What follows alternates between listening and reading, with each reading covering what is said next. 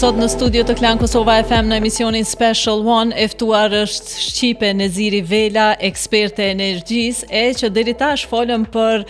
studimet e saj, fillet e punës, po edhe shumë punë tjera që ajo bën, por dua të ndalem tek një pjesë tjetër ku në një pjesë të jetës tënde ke shkuar në Washington, atje ku ke qenë e ftuar në kuadër të një burse. Na trego pak më shumë për këtë. Po, në vitin 2012 kam qenë përfituese e bursës Hope Fellowship të USAID-it, në atë kohë të Agjencisë Zhvillimore të SBA-ve, edhe programi 6 mujor ka qenë i dizajnuar për avancimin e rolit grave në fushat ndryshme. Unë kam qenë përfituese e bursës për programin të energjisë, edhe në Washington DC, atje kam qenë thjesht bëj ndërlidhja edhe e informatave teorike që na jepeshin me atë punën praktike, edhe thjesht pata fatin që të bëj këtë lloj praktike në Kongresin Amerikan, konkretisht në zyrën e ish kongresistit Eliot Engel, në atë kohë, i cili edhe përfaqësonte interesat e komunitetit shqiptar në New York edhe një pjesë të New Jersey. Edhe gjatë kësaj kohe, një prej detyrave që m'jepet është edhe kjo, përgatitja e antarësimit të Kosovës për korporatën e sfidave të mijëvjeçarit, që njihet si Millennium Challenge Corporation, është një organizatë që thjesht njihet si agjenci si motor e USAID-it, e themeluar nga Kongresi Amerikan, që jep fonde të saktuara për shtetet në zhvillim e sipër. Kosova dhe atëherë nuk kishte përfituar nga se para se të aplikojmë apo para se të konsideroheshim për ndihmë, duhet të plotësoheshin kriteret që kishin të bëjnë me të dhëna. Të dhëna konkrete që mbledheshin prej Kombeve të Bashkuara. Tash problemi këtu ishte që ne nuk jemi antar i Kombeve të Bashkuara, edhe të dhënat që mblidheshin për Kosovë nuk mblidheshin vetëm për Kosovë specifikisht, për shkak se nuk ishim si shtet antar, edhe thjesht kjo mungesa e dhënave e bënte të vështirë vlerësimin prej organizatës edhe prej kongresit, nëse do të kemi përmirësim apo cili është niveli i indikatorëve të ndryshëm. Aty për shembull ka pas indikator niveli i vajzave që studiojnë në shkollën e mesme, niveli transparencës, i luftës kundër korrupsionit, do të thotë janë aq shumë indikatorë që përfshin shumë sektor të ekonomisë që mungonin për shkak se nuk kishim të dhëna konkrete. Edhe kjo ka qenë kjo detyra me cilën jam marrë, prej atje do të thotë kam kontaktu këtu institucionet, kam kontaktu organizatat e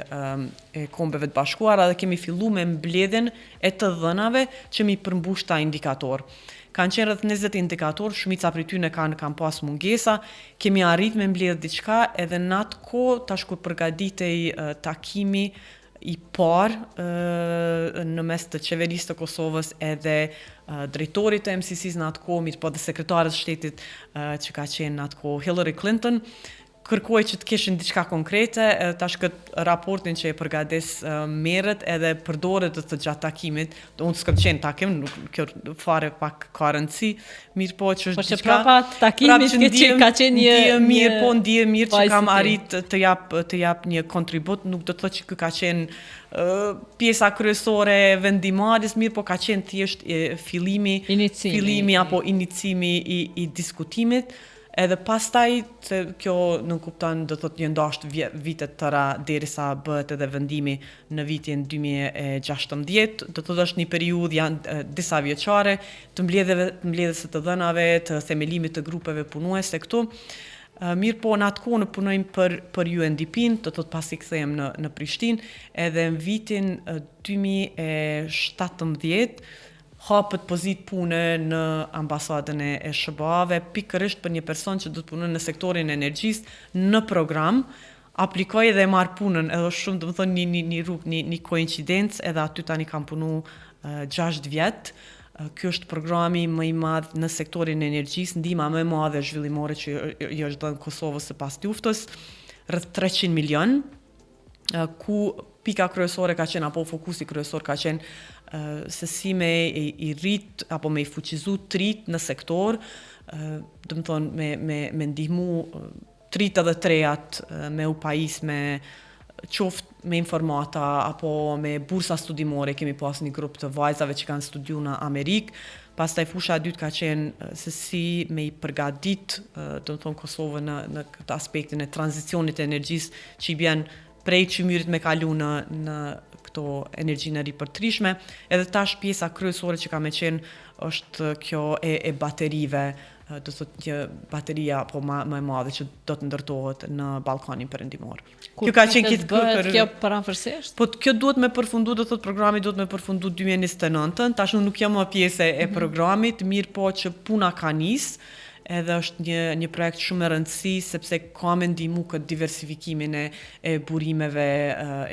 do të thotë që ne i përdorim për gjenerimin e rrymës elektrike, është dikon rreth 170 megawatt bateri që ku 100 do të merren prej energjisë solare dhe 70 prej erës.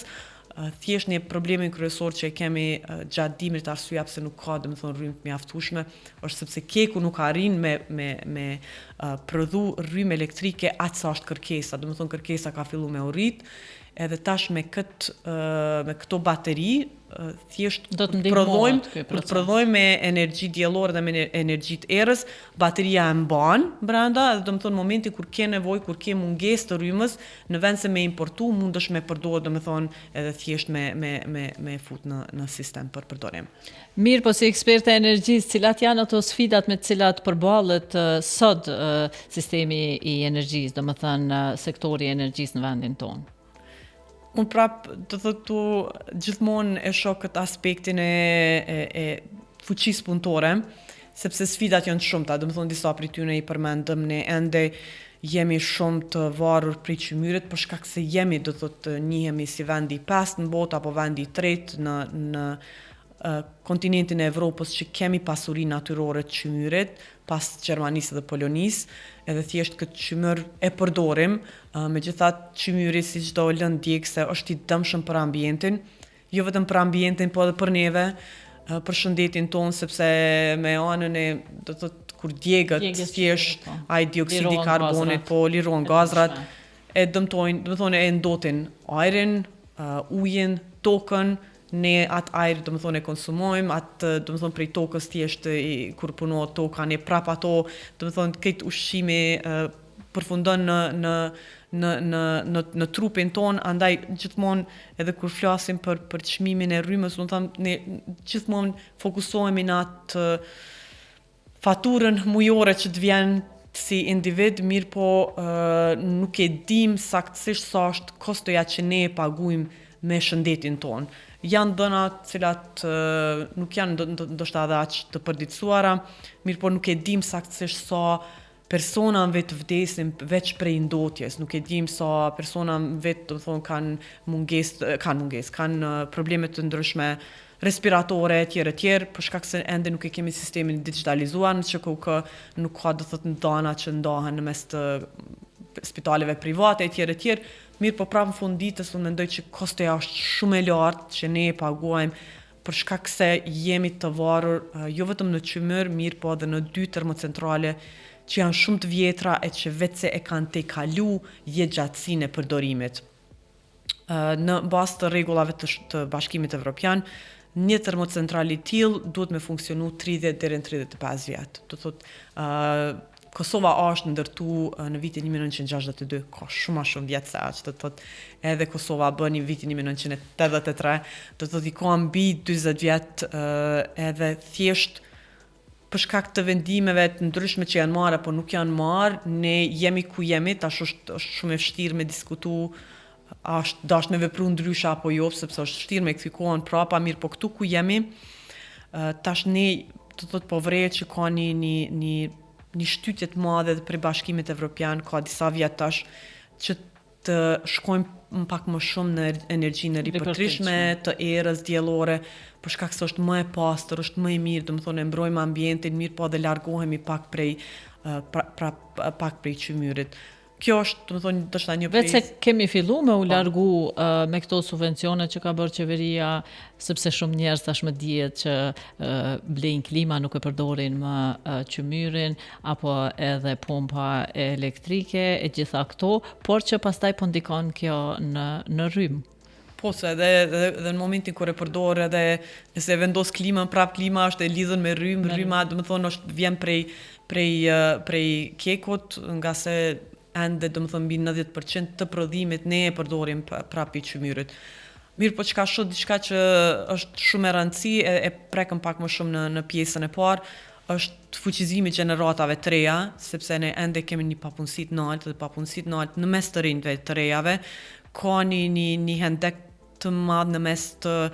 studentëve që diplomojnë edhe tregut punës, në veçanti do thotë në sektorin e energjisë, e shoh këtu një mundësi shumë të madhe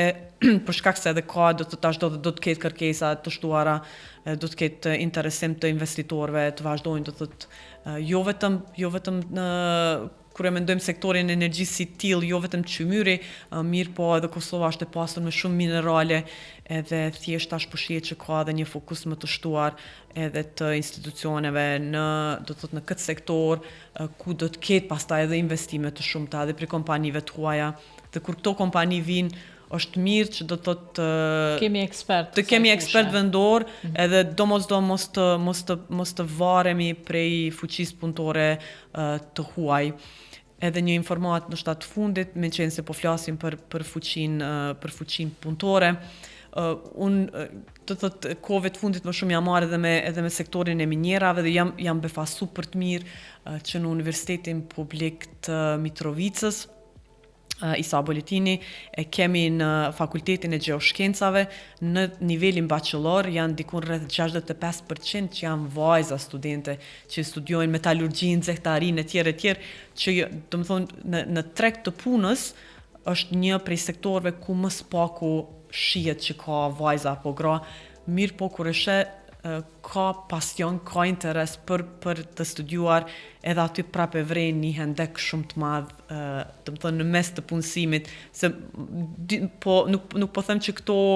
vajzat që përfundojnë studimet mbesin të pa puna, ato ndoshta përfundojnë dikun me ndonjë treg, me ndonjë fushë komplet tjetër, mirë po që nuk po përfundojnë në treg të punës të minjerave. Andaj mendoj që ka shumë potencial, mirë po thjesht është ky hendeku që duhet me u adresu.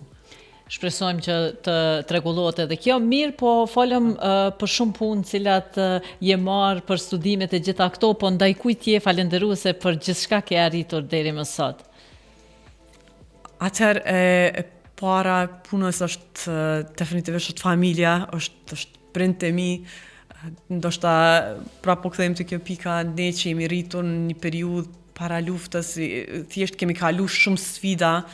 edhe tek kur bëhesh prind i kupton këto sfida prej një aspektit, do të thonë pak më ndryshe prej një aspektit prindëror, edhe tek kur jam bërë prind vetë dhe i kam kuptuar edhe ende edhe sot befasohem se si kanë kalu disa prej periudhave shumë të vështira, mirë po të njëjtën kohë duke mundu që thjesht të vazhdojnë të luajnë rolin e tyre si prind edhe të në arrisin me atë frymën që prapë, do të thonë puna, përkushtimi, integriteti janë shumë me rëndësi, andaj, do të thonë përjetësisht jam falendëruese ndaj prindëve të mi të cilët vazhdojnë me qenë mbështetësit e mi kryesor për gjithçka edhe thjesht edhe në momentet kur thjesht kalojnë për sfida, prapë janë ata të cilët do të thotë mundohen në mënyra të ndryshme të ndihmojnë të i kalojë edhe ma bëjnë jetën shumë atë lehtë. Janë vëllezërit e mi, janë 2 fëmijët e mi, për të cilët sot do të thotë ja është prioritet për gjithçka çfarë bëj, mirë po definitivisht edhe bashkëshorti, pa mbështetjen e të cilit do të ishte e vështirë që gjitha këto role të jetës personale edhe profesionale të balancohen. Dhe krejt për fond, çfarë këshille do t'u jepje gjitha atyre vajzave që duan të ndjekin karrierën në energji, sikurse është Shqipja e që Shqipën ja ku po e shohim sot me shumë suksese? Atëherë, unë do të nuk e di nëse mund të them që është këshill, sepse secila e ka të rrugtimin ndryshe që mund ta ndjek, mirë po atë çka mundohem me bë kur takoj student, qoftë vendor, qoftë huaj, është me nda përvojën time të punës, më tregu me sfidat që jam përballë, mirë po edhe rrugtimin që e kam zgjedhur dhe do të thotë mënyrat se si kam ndjek, mirë po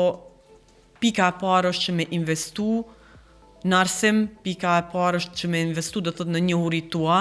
sepse vetëm ashtu mundesh thjesht me dëpërtu edhe me hy edhe në tregje të ndryshme, sidomos toku gratë vazhdojnë me qenë të nënpërfaqësuara. E dyta është thjesht me kërku mentor, ky mentorimi do të thotë është një koncept pak i ri, nuk është që nuk është bë më herët, mirë po tash shumë e ma shumë po ka burra dhe gra që po nëse kanë një përvojë të caktuar profesionale po e ndajnë këto përvoja me student, me gjeneratat e reja, ne këtë punë e bëjmë, domethënë me shumë kënaqësi në këtë rrjetin profesionist, sa që shohim që ka interes prej dikujt. Edhe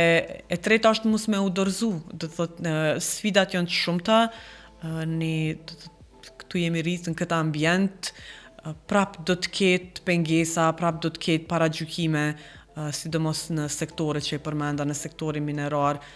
se është i duhuri, pastaj kur vjen puna të zgjatesh në mes të familjes dhe profesionit, është kjo një punë që mund ta bësh të njëjtën kohë duke u fokusuar edhe në familje, janë domethënë sfida të shumta që duhet me u përballë,